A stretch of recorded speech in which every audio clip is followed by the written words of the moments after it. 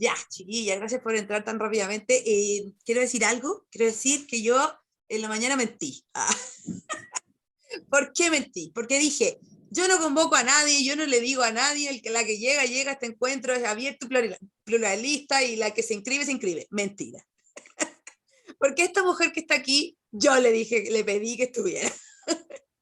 Para mí era muy importante este tema. ¿Por qué? Para mí es muy importante el linaje, el origen, por algo mi Instagram se llama Danza y Raíz. A pesar de que me dedico a la danza, para mí el origen y las raíces y el linaje es muy importante. Y para mí, Ana es parte de mi linaje feminista. Yo así lo veo, yo cuando era muy chiquitita, yo no me acuerdo cuándo, no sé cuántos años tenía, yo 18, la primera marcha del 8M que fui, Ana ya estaba ahí, ya tenía un trabajo ahí y muy, muy potente con el tema, cuando no éramos tantas como hoy, además en la marcha, hay que decirlo. Y yo me sentí muy acogida, sobre todo, fíjense, por las mayores. En ese tiempo no era común que las feministas fuéramos tan chicas como hoy. Hoy como que cambiaron las cosas. Yo veo en el metro a las chiquillas con el pañuelo verde, morado. En ese tiempo no, era raro. Y yo creo que a estas pioneras también les parecía raro, entonces nos acogían con mucha ternura. Y yo me sentí muy acogida por estas pioneras que creo que es muy importante conocer. Entonces, en estos días, en estos tiempos que estamos hablando harto de feminismo, ya no es una palabra tan cargada de satanización como antes, a pesar de que todavía genera resquemores, pero ya no es como lo era antes, que era peor. Me parece que es importante volver a esa raíz, entender de qué estamos hablando, de alguien que ha estado ahí desde siempre, en un proceso que ha sido a veces invisible incluso, y que es bueno conocer, precisamente siendo coherente con lo que a mí me interesa, que es volver a las raíces. Así que estoy muy feliz y agradecida de Ana que me haya aceptado la invitación. Me pasa también que yo la veo y es como que me proyecto, ahora me están creciendo las canas y la veo y es como que yo quiero ser como ella cuando sea más vieja y más grande. Así que estoy muy feliz que esté aquí porque este es mi otro mundo, como yo tengo muchos mundos además de la danza y este es uno, entonces me encanta que esté presente. Y el nombre de la ponencia me llena me explota, tengo mucha curiosidad por escuchar a Ana, porque la ponencia se llama Cuartos Propios y Mareas. Así que perdone mi presentación tan desde el corazón, no tan formal. Ana puede dar su currículum o lo que quiera, pero necesitaba decir esto que creo que le da más sentido a su presencia en este encuentro. Así que Ana, el escenario es tuyo. Bueno, mil gracias, Paola. Para mí, de verdad, es un privilegio estar en esta escuela, en este espacio de encuentro teórico que ustedes y tú liderándolo tan bonito han armado. En pandemia te seguí mucho en tus lives, de verdad te hallo admirable, admirable los grupos de mujeres que han hecho su arte en las calles, ahí en La Vega, no sé, en fin. De verdad muy importante lo que han hecho y mil gracias por la invitación. Y sí, pues ya estoy mayor, ya soy persona mayor. En esos tiempos era edad mediana.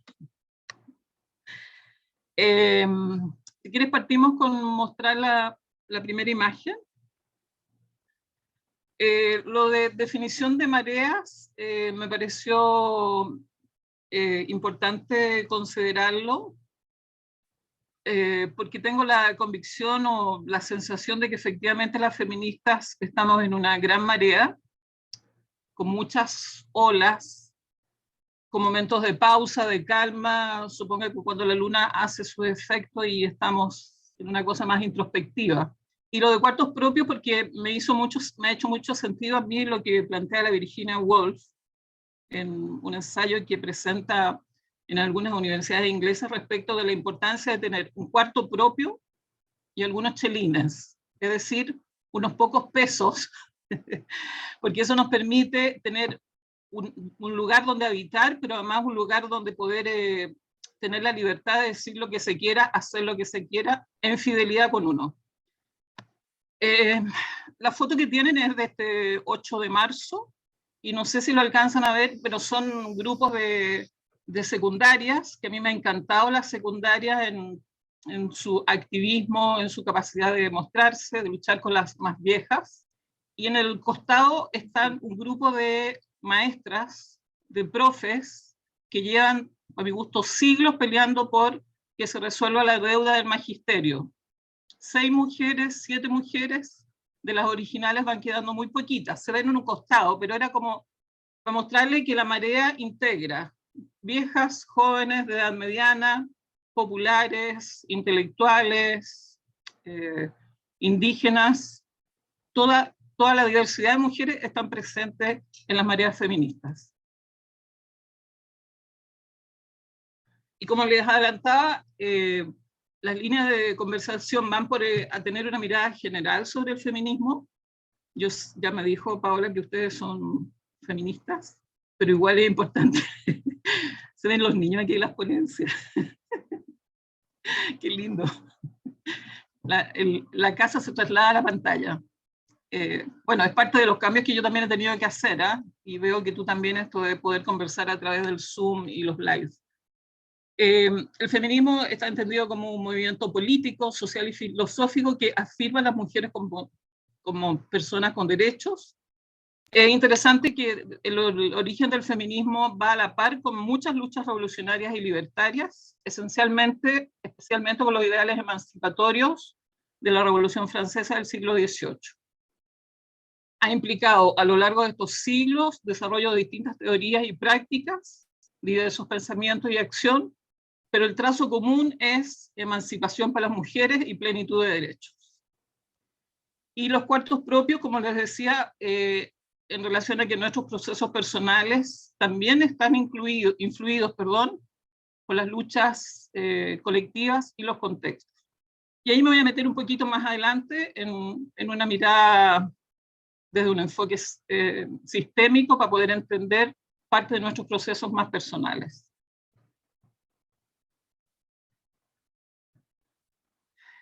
En esto de la mirada histórica es importante plantear que los siglos XVI, XVIII, pero especialmente XIX, XX y los actuales, de allí aparecen demandas feministas. Una de las importantes es la Olimpia de Gouges francesa, que formula la Declaración de los Derechos de la Mujer y la Ciudadana durante la Revolución Francesa, súper transgresor para su época y tan transgresor que pierde la cabeza. Literalmente le corta la cabeza. Que es parte también un poco, yo creo, de los costos de hacer feminismo, de o estar encarcelada, o estar violentada, o estar estigmatizada, relegada, e incluso morir por estos ideales. Uno puede afirmar que son corrientes de cambio, de luchas con distintas intensidades, por eso esto de las mareas, porque hay olas altas, pero también hay momentos de remanso, que la Julieta Kirwood, lo vamos a ver después, más bien lo menciona como silencios, una suerte de silencio feminista, no así, igual luchas por cambiar las cosas, en torno a la no discriminación, las desigualdades y la plenitud de derechos. En los ámbitos de los derechos laborales, los derechos civiles y políticos, los derechos sexuales y reproductivos, la igualdad y la justicia de género, y el fin a la violencia de género en distintos ámbitos y espacios. Estos grupos de derechos, que es una manera de ordenarlo en rigor, pero hay algunos que han tenido más énfasis, pero en general yo diría que todo apunta a que tengamos derechos en todos los ámbitos, civiles, políticos, reproductivos, y que vivamos sin violencia en ningún espacio. Y una distinción que es importante hacer, que el feminismo se entiende como un movimiento político, filosófico, emancipatorio, y aparece después el enfoque o la perspectiva de género, pero como un instrumento de análisis de cómo las construcciones sociales y culturales han definido roles para hombres, roles para mujeres, cómo se instala nuestra subordinación política, social, cómo se ejerce el poder en cualquier ámbito, en la casa, en las instituciones, en la iglesia, en todas partes. Algunos plantean que es importante esta distinción porque hay feministas que más bien se quedan, o mujeres que se quedan en el género como instrumento de análisis, y se pierde como la connotación política y filosófica que tiene la propuesta feminista. Por eso pueden haber mujeres de derecha que aplican perspectivas de género, pero no necesariamente adoptan la postura feminista de cambio civilizatorio. Perdón, Paulita. Bueno, algunas pinceladas de las mareas feministas, en este caso en Europa, pero también en Estados Unidos. Para preparar esto hice una revisión de distintas cosillas, bueno, y fue importante como remirar la historia vivida mía con lo que volvía a revisar. Y en Francia aparece la Flora Tristán, que es peruana, pero hija de un sargento, pero vivió en Europa, y ella publica en Francia, el año 1842, un libro que se llama La Unión Obrera, que presenta la idea de las mujeres son las proletariadas, las proletarias del proletariado, y la propuesta de hacer una organización internacional de trabajadores, que incluya las demandas de las mujeres trabajadoras. Y pongo esta idea porque en estos siglos, desde mi punto de vista, ha sido fuerte esta idea de internacionalización o solidaridad con mujeres de otras latitudes, no solo con las chilenas, sino con mujeres de otras latitudes. En Francia, en 1878, se organiza un congreso internacional, el primer congreso internacional por los derechos de las mujeres, pero paradójicamente en ese congreso se excluyó el derecho a voto, porque dentro del feminismo, dentro del movimiento de mujeres también hay tensiones, disputas respecto de qué es lo que nos importa poner en la palestra y pelearlo. Bueno, y en Francia también, como yo digo, la grandísima Simone de Beauvoir publica El segundo sexo en 1949. Y pongo la fecha porque pareciera que la Beauvoir es súper contemporánea, pero es del 49. Pero aún sigue siendo su texto y su propuesta de que no se nace mujer, sino que se hace mujer como construcción sociocultural que define el que seamos subordinadas y que seamos entonces del segundo sexo. En Inglaterra en general se destacan por este tema del movimiento sufragista, fuerte lucha por el derecho a voto, que lo consiguen en 1916, y también lucha en relación al derecho a la educación, a la propiedad y a trabajos dignos. Otro hito importante, pero esta vez en Alemania, que se organiza la primera conferencia internacional de mujeres socialistas, con Clara Zetkin, que es una lideresa que uno tiene que considerar hoy día todavía, y después crea la Internacional Socialista de Mujeres, y Zetkin, junto a otra mujer que es la Kate Duncan, proponen la idea de conmemorar el Día Internacional de la Mujer o el Día de la Mujer Trabajadora. Estamos hablando de 1910. Y en solidaridad con las delegadas de Estados Unidos y las luchas tremendas de las trabajadoras textiles de ese país, que como ustedes bien saben, hubo tragedias y muerte de trabajadoras textiles en Estados Unidos. Entonces, a raíz de eso, se propone esta conmemoración del Día Internacional de las Mujeres. Zetkin es comunista y por ser antinazi termina en muy mala situación, muerta. En Estados Unidos, parte de las luchas que incluyen a las mujeres tiene que ver con el antiabolicionismo, y como les decía, preparando esta exposición, descubro que para las norteamericanas es súper importante esta declaración que se llama la Declaración de los Sentimientos de 1848, que tiene que ver con inequidades legales de las mujeres y que dan paso a creación de organizaciones fuertes de Estados Unidos ya en 1888.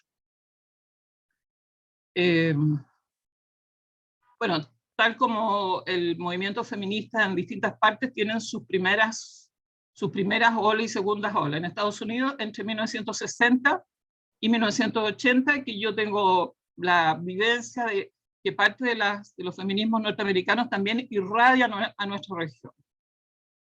Como yo decía en algún encuentro en 92 en Brasil, habían feministas norteamericanas que en una oficina en Brasil definían el modo de cómo se hicieran las estrategias aquí en Chile, por ejemplo. Es como parte del comidillo, pero que es interesante ver cómo se construye el feminismo a nivel regional. Y también tiene transformación en el sentido de que predominantemente ha habido un feminismo blanco de capas medias a feminismos diversos, incluidos las afro-norteamericanas, que tienen sus propias luchas.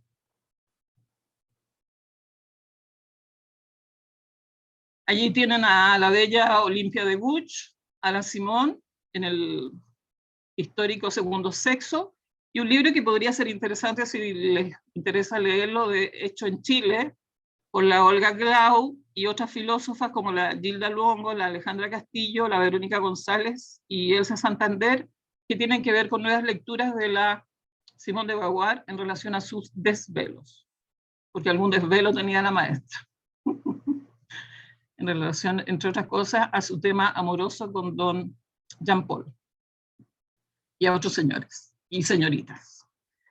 En América Latina, y más bien como mención, hubo ya congresos feministas así declarados en Yucatán, en México, en Argentina en 1906, sobre todo para tratar las mejoras sociales, la lucha por la paz, el acceso femenino a la educación superior y para expresarse contra la doble moral hacia las mujeres. En Venezuela, Colombia, activistas venezolanas, pero trabajan en Colombia y hacen un primer encuentro nacional en 1978, especialmente con mujeres de izquierda militantes del Partido Socialista Revolucionario en relación al apoyo por el aborto. Y muestro estas pinceladas, por ejemplo, de Venezuela y Colombia, porque mujeres de partidos políticos son también parte del movimiento feminista, pero en algún minuto han significado una tensión enorme entre las feministas y las políticas.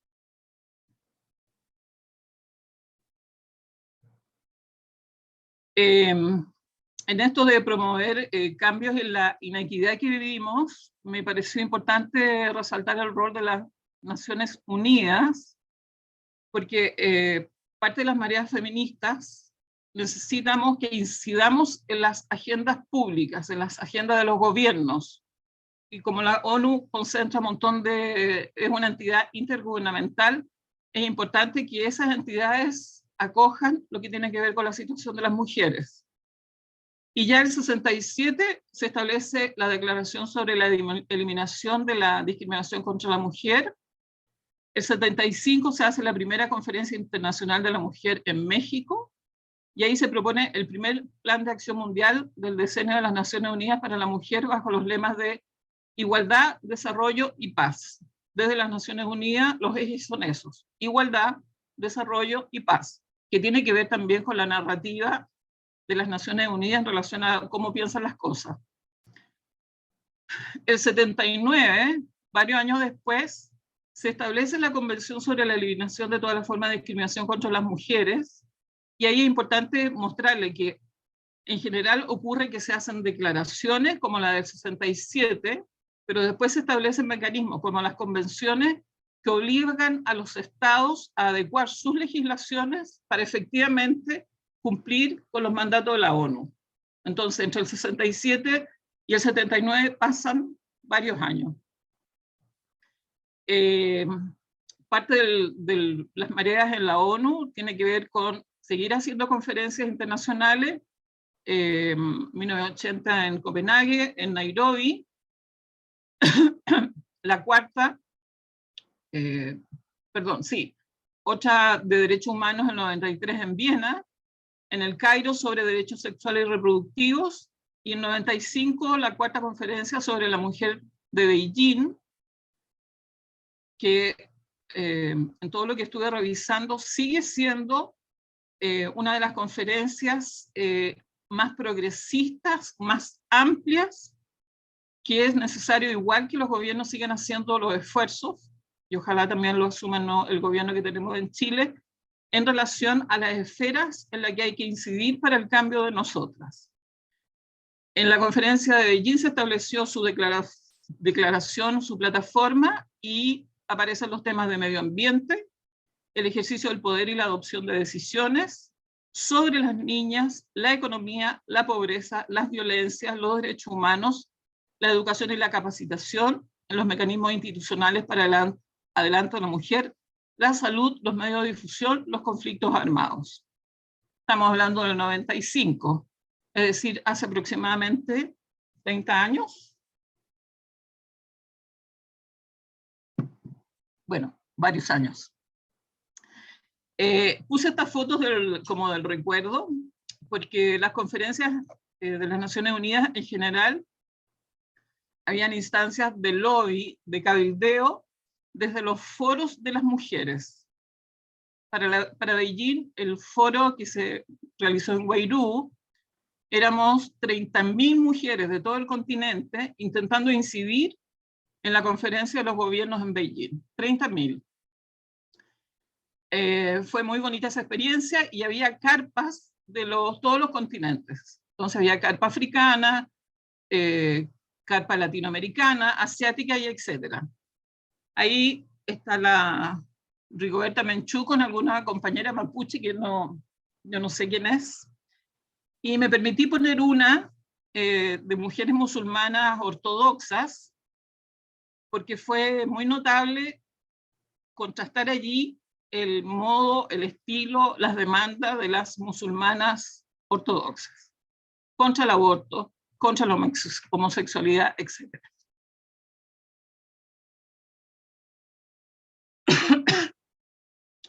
Y en esto de hacer encuentros en el continente, desde nuestra perspectiva, y ahí con la Paola compartimos en algunos de ellos, los encuentros feministas de América Latina y el Caribe también han sido importantes para poner en las agendas de todos cuáles son los temas que nos han interesado. El primero, el 81, que es como que llegaron las feministas a revolver el mundo, y allí se adopta los 25 de noviembre, recordando a las hermanas Mirabal como Día de la No Violencia contra las Mujeres. El 83 en Lima se aborda el feminismo y el patriarcado. Después en Brasil se aborda el tema de nuestro feminismo, nuestros cuerpos y el racismo. En México el 87, la política feminista en América Latina, el 87. Hay muchos que todavía seguíamos en espacios de dictadura, que es parte del contexto que nos tocó vivir a muchas feministas en el continente. En San Bernardo se aborda el feminismo de los 90. En Chile estábamos entrando en transición. En Costa Rica se comparten las propuestas feministas, se reconocen los avances, y se cuestionan los que es, Pablo, no alcanzo a verlo ahí. Espera, aquí es El Salvador, Costa del Sol, del 93. Ese, Compartiendo la propuesta feminista, sí. Los avances, cuestionando los nudos y trascendiendo los límites. Perfecto, muchas gracias. Esto de los nudos es parte de los aportes de la Julieta y de las feministas peruanas en relación que en el feminismo vivimos ciertos nudos que nos permiten avanzar con mayor fuerza en nuestras propuestas, que tienen que ver con enfoque, con estrategia, con cómo hacemos las cosas. Y a veces entramos en conflicto severo. En Chile se realiza el 96 el encuentro latinoamericano que tiene que ver con la autonomía e institucionalización del fenómeno del movimiento feminista, que tenía que ver con esta disputa entre las feministas autónomas y las feministas que podíamos estar entrando al gobierno o habíamos entrado al gobierno. Después, parece que el de República Dominicana fuiste. Ahí trabajamos la pluralidad de los feminismos. En Costa Rica el tema fue la resistencia activa frente a la globalización neoliberal. En Brasil el tema del feminismo y la democracia. El 2009 contra los fundamentalismos dentro del feminismo y fuera de él. Y después yo ya, como parte del letargo que me vino, el cansancio, no participé. Pero hay encuentros feministas entre el 2011 y el último estaba previsto para El Salvador, pero no pude checar si efectivamente se había realizado porque estábamos en pandemia.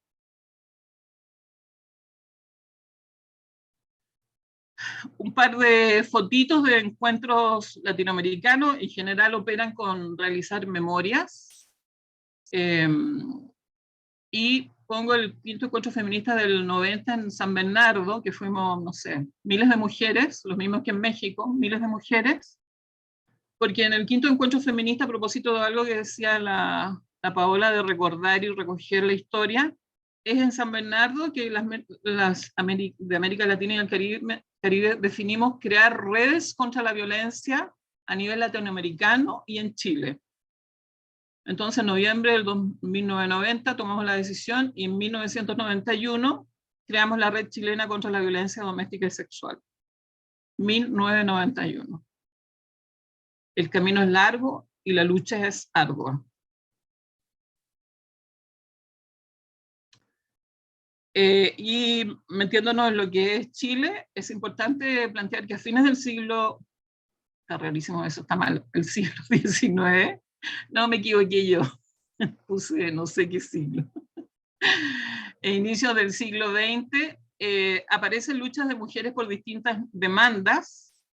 Una de las que se destaca tenía que ver con especialmente mujeres de la clase media o alta que cuestionaban la marginación de las mujeres en la formación universitaria, pero también en esos tiempos se formaban organizaciones de mujeres de clase media y alta. Las educadoras, gracias a su esfuerzo, se decreta, aparece el decreto Amunátegui, que permite el acceso a la formación universitaria. Ahí hay un par de mujeres que hay que mencionar.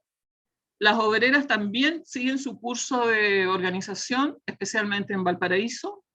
Producen periódicos, viene una, creo que anarquista española, y se forman centros de mujeres obreras.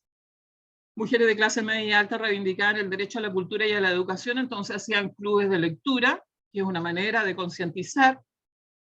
Se crean partidos femeninos, como el Partido Cívico Femenino, aunque es interesante como partido, pero no declara su ideología, y fundan periódicos. Importante es, ya en este siglo, entre los 30 y 40, la lucha por el voto femenino. El 34 logramos participar en las elecciones municipales, pero el 49 se concreta el sufragio para elecciones parlamentarias y presidenciales. Ahí es clave doña Olga Cafarena y una estudiante de Derecho que se llamaba Flor Heredia, que en general no se la menciona, pero fue tan importante como doña Elena Cafarena. Dentro de las organizaciones que es importante mencionar, porque de verdad es muy, muy interesante, está el MENCH, Movimiento por Emancipación de las Mujeres de Chile, que funciona entre el 35 y el 53, lucha por la igualdad jurídica y política de las mujeres, acceso paritario de hombres y mujeres, era multiclasista, también tuvo presencia provincial e integró luchas sociales y políticas, y un tema que le importaba mucho era la protección de la maternidad obrera, que tiene que ver con la cantidad de muertes por causa de maternidad en esos tiempos. Allí importantes son doña Olga Poblete, la Cafarena, Marta Vergara y otras. Terminan, el MENCH en algún punto termina porque entran en persecución mujeres comunistas que pertenecían al MENCH, perseguidas por la dictadura de turno. El 44 también se funda otra importante federación, que es de Institución Chilena de Instituciones Femeninas, que luchan por el sufragio universal. Y viene este silencio que tiene que ver con lo que le acabo de mencionar, que se desarman organizaciones producto del contexto político de persecuciones a raíz de ideologías como ser comunista. Lo que podríamos mencionar la segunda ola en Chile, entre los 70 y los 80 fuertemente se lucha por la recuperación de la democracia. Allí aparece este lema que sigue siendo tan clave y que yo lo vi de nuevo aquí este 8 de marzo, democracia en el país, estamos viviendo bajo dictadura, democracia en la casa, y en estos días vi que decía además y en la cama. Yo no sé si el original también decía la cama, yo más bien recuerdo en el país y la casa, pero está bien, estamos ampliando el rango de la democracia. La lucha por recuperación de la democracia implicó organizaciones de mujeres, militantes de partidos, grupos feministas, obreras, pobladoras, un sinfín, una diversidad de grupos de mujeres, todos luchando por derrocar a la dictadura y volver a la democracia. algunos hitos del movimiento feminista en Santiago, pero como yo vivía en esos tiempos en Valparaíso, la lucha por recuperar la democracia no solo es Santiago, sino en todas las regiones hay una diversidad de organizaciones que yo creo que hay algunos esfuerzos de recopilar esa parte de la historia, pero no sé si se ha logrado suficientemente. Pero bueno, en Santiago se funda el Círculo de Estudio de la Mujer, es decir, estudiantes feministas académicas. El Partido Socialista publica la revista Furia, se funda la Casa de la Mujer La Morada, entre otras por aporte de la Julieta Kirwood, la Marieta Pisano, la de Eliana Largo, la de Itzal A, entre otros. Mujeres por la Vida, que también se organiza esos años, hace el Caupolicanazo, donde se plantean las demandas de las mujeres. Se crean otras ONG feministas en Concepción, en Valparaíso, y se articulan esfuerzos a niveles regionales, y algunos de ellos concluyen con actividades acá en Santiago. Bueno, en los 90 vivimos transiciones políticas en Chile y en la región. Se incorpora en la agenda pública aquellos temas que eran parte de nuestra demanda feminista, como por ejemplo la violencia doméstica y sexual, pero transformada en violencia intrafamiliar. Y eso tiene que ver con los modos en que se narran, o se permiten, o se puede acceder a demandas feministas, pero que hagan sentido al común de los mortales o a los conservadores que están en ese caso en el Congreso. Se trabaja fuertemente, yo puse transversalización, pero más bien lo que se intentó en los 90 fue incorporar el enfoque de género en las políticas públicas. Yo creo que con este gobierno tal vez podríamos esperar la transversalización. Y se elabora la política de igualdad de oportunidades como un mecanismo de equiparar la cancha y superar las desigualdades básicas en las que estamos viviendo. Algo se avanzó, pero claramente es insuficiente. Ya en los 90 se hacen más fuertes las tensiones feministas en distintas veredas, las políticas, las autónomas, las populares, las rurales, las de instituciones. Aparecen más claramente las demandas de las afrodescendientes y las indígenas. En Chile se realizan encuentros nacionales feministas, en 91 en Valparaíso, seguido de Conce, Santiago, y hace un par de años en Olmué también, y en Arica. Siguiendo a una autora nueva que me ha encantado, que es una abogada, no sé si la conocen.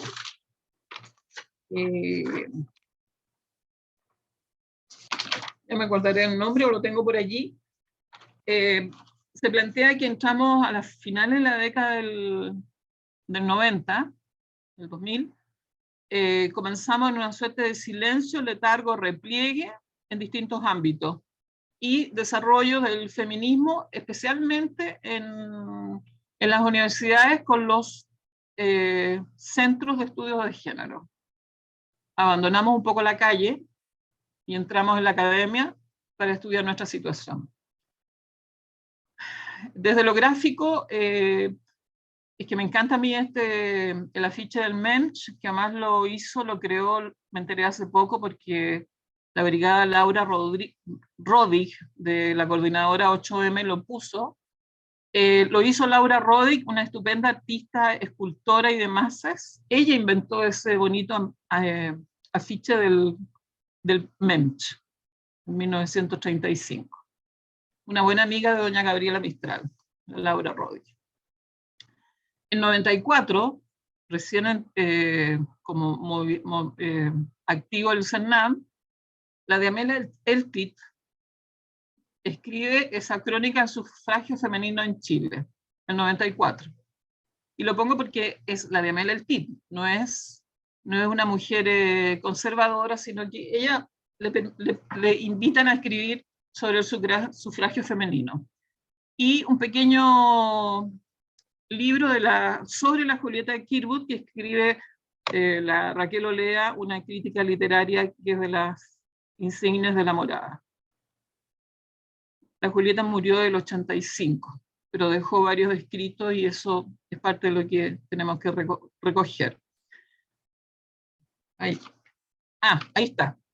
Yanira Zúñiga, que acaba de presentar, de verdad podrían escucharla, porque a mí me pareció de lo más interesante, un libro que se llama Nunca más sin nosotras, con el agregado de por qué es necesaria una constitución feminista.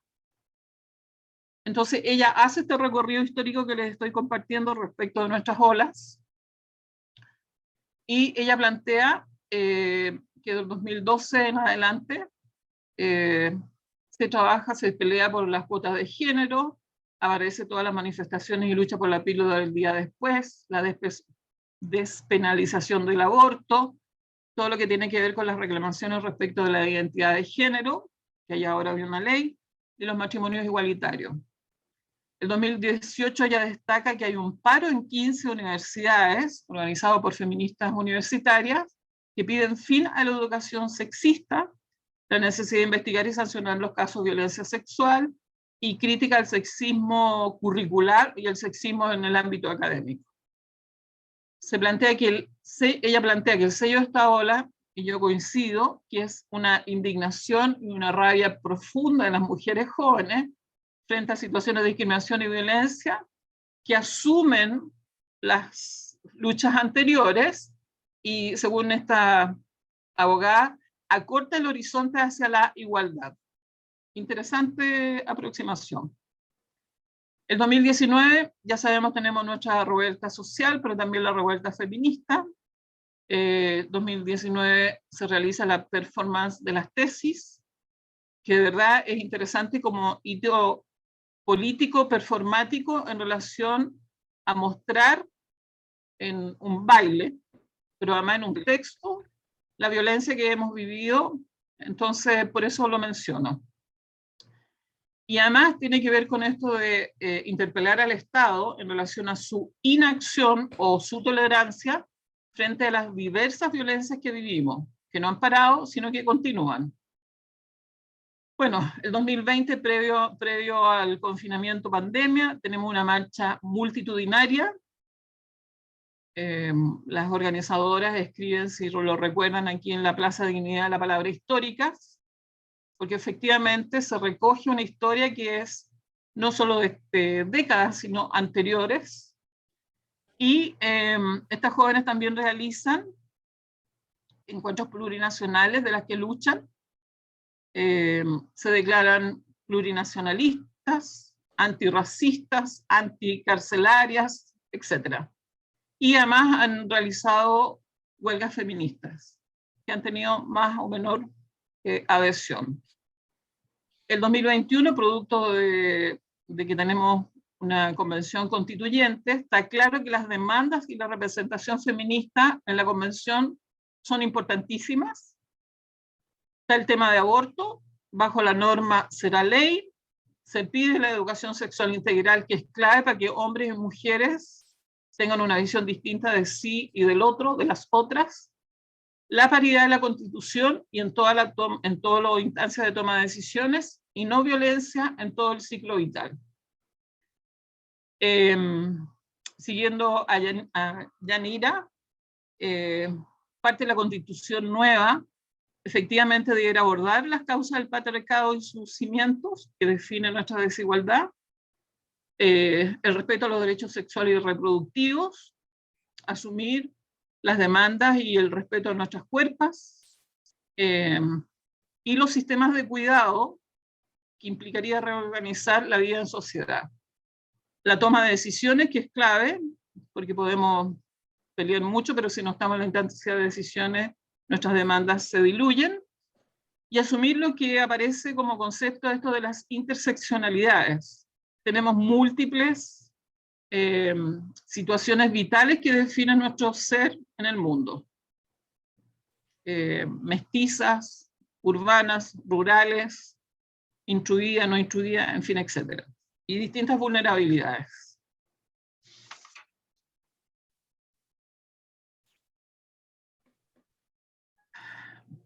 Línea 2 de la conversa, saliendo de las mareas más globales a mareas más personales. Hay un psicólogo, Bronfenbrenner, que después les puedo dar el nombre, que define que parte de la situación tanto de los problemas sociales como lo que podría afectar a las personas, tiene que ver con un sistema interdependiente en que lo personal está influido por el microsistema, es decir, la familia o la comunidad en la que estoy, por las instituciones en las que me voy insertando, la escuela, la iglesia, el rol de los medios de comunicación, en fin, y un sistema mayor que tiene que ver con los valores culturales predominantes. Si vivo en una cultura en que lo femenino se devalúa, la población femenina es maltratada, en algún punto las instituciones replican eso y yo lo voy aprendiendo. Entonces, es súper importante asumir que vivimos en ciertas interdependencias en los sistemas en los que estamos. Y me pareció importante esto de, no lo vamos a alcanzar a hacer, pero son preguntas que me pareció importante para mirar esto del cuarto propio. Ojalá tengamos unos pesos para sostenernos, para Pero poder... puede ser una tarea, una actividad ahí como de tarea. Ya. Hay una pregunta muy importante, es que yo me pregunte, ¿quién soy yo ahora? Porque es importante que podamos recoger nuestra historia, nuestros avances, tal vez nuestras dificultades, nuestros riesgos, pero ¿quién soy yo ahora? Como para poder definir, no sé, los 5 años próximos, los 20, lo que fuere, de un modo más entero, más completamente con lo que yo soy. Hay una otra pregunta que es muy, que puede ser muy cotidiana, que es la pregunta que ¿qué me habita? ¿Cuáles son las emociones que estoy experimentando? ¿Cuáles las sensaciones? Si, por ejemplo, estoy en una situación de conflicto, ¿qué me pasa en el conflicto? ¿Respondo calladamente o agresivamente? ¿O intento conciliar? ¿O intento seducir? No sé qué. ¿Cuáles son las creencias que yo tengo? Es súper importante hacer una distinción si son creencias que internalicé fuertemente como mandatos en casa, en la familia, en la escuela, respecto de quién soy yo y que puede que no sean yo. Entonces, importante esto de las creencias y los pensamientos respecto de mí misma, respecto a los otros también. ¿Cuál es el estilo de vida que tengo? ¿Qué me importa? ¿Qué necesito? ¿Qué me pasa en las relaciones con los otros? ¿Cuáles son los recursos personales? Y estoy diciendo, no sé, las habilidades sociales que pueda tener. Revisar un tema que es súper importante, cuáles son las opciones que he hecho, cuáles son mis decisiones y el permiso desde acá de que uno puede redefinir las cosas y tomar otros rumbos. Y hay una pregunta más general que tiene que ver con mi práctica más terapéutica. No compartí que soy psicóloga, pero bueno, no importa. Que es súper importante que uno pueda definir cuál es el sentido que quiere darle a la vida, a su lucha personal, a su lucha colectiva, o simplemente a cómo mejor vivir, pensando en lo que plantean los pueblos indígenas, en cómo este buen vivir para mí y para los otros con los cuales interactúo. Eso. Clave para mi gusto de lo que tenemos que cada una trabajar además es el tema de la sororidad, es decir, la fraternidad con las otras mujeres, porque más bien hemos sido socializadas en la enemistad, y eso es útil para el sistema, que nos peleemos, que peleemos a la otra, en fin, etc. Esto de asumir que tenemos multiplicidad de características.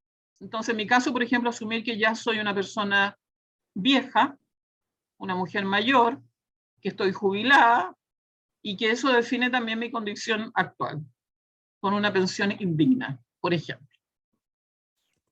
La importancia de ejercer las pequeñas libertades, porque a veces uno piensa que la libertad es una cosa enorme, grande, no, también es chiquita. Y los derechos en todas las esferas. Y como dice la Yanira y como dicen muchas feministas, la historia no puede ser sino con nosotras. Eso.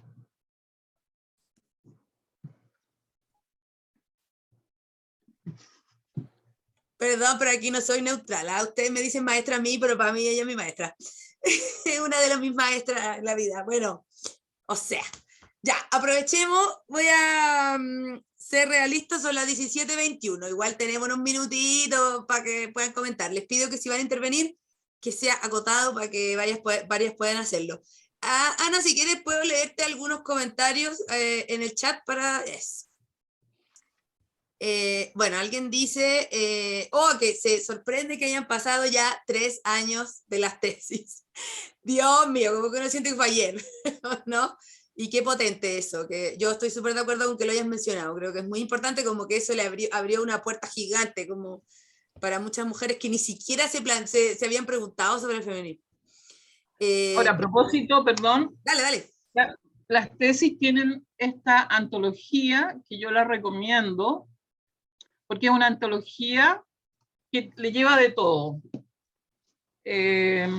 Son pedacitos de escritoras, está la Elena Caffarena, la Silvia Federici, la Segato, la Carmen Berenguer, la Simone de Beauvoir. Es como un panorama de textos feministas importantes.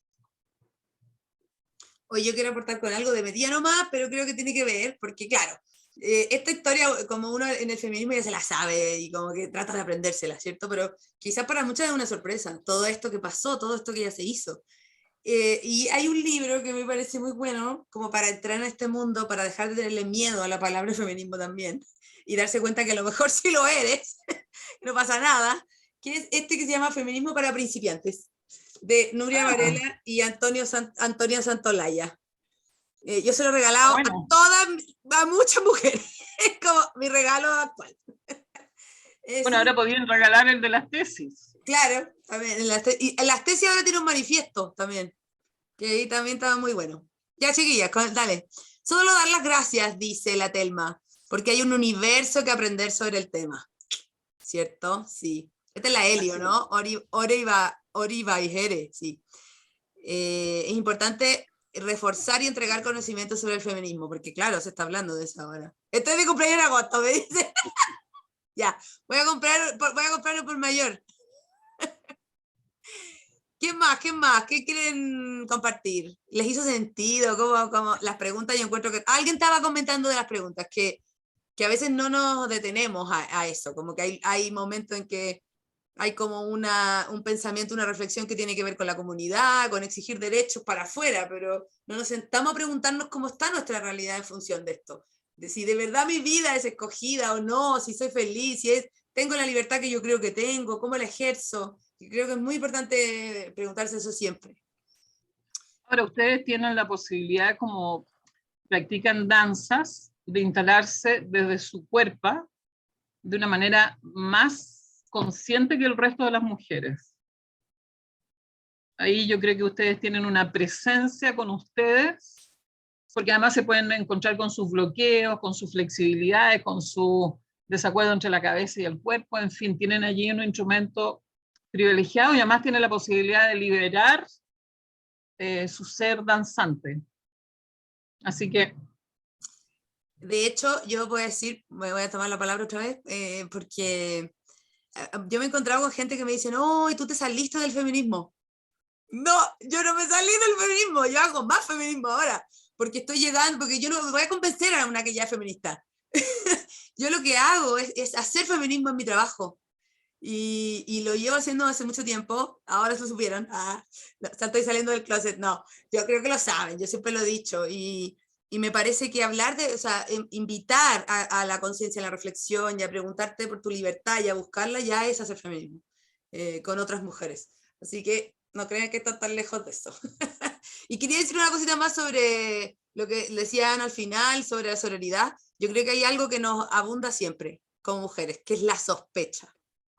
Es la sospecha, no es necesariamente la envidia y eso que es más concreto, sino que es la idea de la otra. No, es que esta me miró feo, entonces en realidad hay algo como que no le va a tener mala, porque yo creo que a veces hay que hablar nomás. Y obviamente no vamos a ser todas amigas del alma, obviamente tenemos más conexión con algunas que con otras, pero eliminar la sospecha. Creo que el principal paso para poder que esto nos vayamos como uniendo cada vez más. Caro, dale, te pido la palabra y ahí ya nos vamos despidiendo. Y bueno, yo fui la que hice la acotación de las preguntas, que encuentro súper importante hacerse esas preguntas, porque, bueno, yo hace poco estuve en un círculo de mujeres celebrado por el tema del 8M, estuve bailando o sea, bailé danzas gitanas, calvelia, y las hice bailar a todas las que pude. Y bueno, me quedé obviamente a la reunión y me llama la atención de repente que, claro, que como dice la Pau, es como que uno habla siempre de la comunidad y que las mujeres y el mundo que está contra las mujeres y que nosotros somos disminuidas en el mundo. Pero ¿qué pasa en el micromundo, en mi mundo, en la casa, ¿cachai? Porque yo creo que ahí parte el feminismo, ahí tiene que partir y después diversificarse, agrandarse. Y de hecho yo les comenté a estas chicas que se juntan, que son feministas y se juntan siempre, yo creo que el feminismo parte también, o sea, el cambiar esta situación que tiene la mujer todavía actualmente, parte por las madres, digamos. Yo tengo un hijo hombre, el único hijo hombre de mi familia, lo tengo yo, es mi hijo único, y la intención es, uno tiene que educar como madre a sus hijos hombres de otra forma, para que vean a las mujeres de otra forma, porque si no, es súper difícil que las cosas cambien. O sea, hablamos de hombres machistas, pero hay mujeres que también lo son, porque educan a sus hijos hombres como que no, es que eso no te toca a ti porque eso es tarea de mujeres. Y no es así. O sea, en el fondo tenemos que tener claro que la igualdad empieza, o sea, enseñando desde que nacen, para que esa mente cambie. Y en el fondo, las generaciones que vienen, que de hecho están mucho más abiertas, siga este cambio, siga esta transformación, y que en el fondo nos veamos igualitariamente, o sea, seamos tratados en forma equitativa, pero estemos conscientes también que no somos iguales, porque en el fondo somos diferentes, y hay que asumir esa diferencia y asumirla desde una buena postura. O sea, los hombres, o sea, perdón por lo fría, pero los hombres no tienen las guaguas, no se llevan todo el peso de la cuestión. Entonces, claro, puede haber una súper buena pareja que esté contigo y que te apoye y toda la cuestión, pero es una la que está así de gorda y es una la que no duerme y es una la que... Entonces, está esa diferencia. Entonces, esa diferencia hay que hacerla consciente también. Entonces, claro, el problema, Carola, es que efectivamente somos diferentes, pero no desiguales. Y ahí es donde claro, viene... ahí está el problema. Yo creo que en el fondo dicen, no, pero es que piden que seamos igualitarios. Sí, equitativos, pero no somos iguales. Entonces, equitativos desde nuestras diferencias. Entonces, claro, y empieza también por cuestionarse uno, ¿qué tan feminista soy yo en mi casa? O sea, yo lucho porque ya, claro, yo puedo ir a las marchas y puedo ir y a los círculos y la cosa, pero ¿y en mi casa? ¿Lucho por el feminismo? ¿Lucho por mí? Porque se me trata igualitariamente en mi casa. Yo creo que eso es súper difícil. Porque es desafiar a tu pareja, desafiar a tu hermano, desafiar y decirle, oye, yo soy tan capaz como tú. Entonces, eso yo creo que es súper difícil y hay que hacerlo. Sí, muchas gracias. Yo agregaría, para dejarlo ahí como empezar a cerrar y despedir a Ana y para darle el paso a la Nico, que creo que está aquí mismo, yo agregaría que también lo que decía mi amiga Alondra, que está por ahí, hacernos cargo de los conflictos y de cómo se vive el feminismo en nuestra disciplina, en nuestro arte, en nuestra danza. Porque además creo que tenemos muchas cosas muy desafiantes respecto a este tema, por eso yo quería que este tema estuviera. ¿Por qué? Porque ¿quiénes participan en clases? ¿Qué es lo que pasa en las clases en general? Somos puras mujeres. Somos puras mujeres. Ese es un espacio en donde podemos ver cómo se vive y podemos hacer las cosas de otra manera, por una parte. Y por otra, también creo que hay muchos factores que influyen en lo que hacemos, que nos ponen el límite de actos y de acciones que nos pueden cosificar, que nos pueden hacer cosas que no queremos, partiendo por el traje, partiendo por usar un sostén en público. ¿Yo quiero hacer eso de verdad? ¿Qué significa para mí? ¿Si me empodera de verdad o no? Entonces creo que hay un montón de preguntas que tienen que ver con lo que nosotros hacemos. Por eso para mí era tan importante que Ana estuviera aquí, porque creo que es abrirlo como desde una base, empezar a pensarlo y van a surgir un montón de cosas. Y como me encanta que el libro de Julieta Kirkwood es uno de los libros, Tejiendo Rebeldías, y también se hablaba de los nudos, siempre se hablaba mucho así. Entonces yo me imagino así mismo, una madeja que se va desenredando y que va sacando un hilo largo de muchas cosas que podemos pensar. Así que, Ana, te lo agradezco en el alma. Dale. Sí, di lo que quieras. Es que en algún punto uno tiene que intentar ser congruente entre una práctica y una idea, en este caso feminista. Sí. Intentar acercar la práctica con los pensamientos. Sí. Y ahí uno es más congruente. Lo cual no es fácil, vamos a decir, pero ahí estamos. Ana, muchas gracias por destinar este tiempo de tu domingo para esto, te lo agradezco infinitamente. Gracias a todos les está haciendo mucho sentido, están ahí muy reflexionando, yo creo que van a venir cosas que van a pensar después, así que nos vemos en la próxima ponencia, que además tiene que ver, porque la Nicole va a hablar de tu propósito en la danza, de reflexionar, de conectarse ahí con lo que de verdad queremos, así que creo que tiene que ver. Gracias, Ana, infinitas. Vamos. Abrazo a todas. Y como dice Chimamanda, todas somos feministas. Chao. Chao.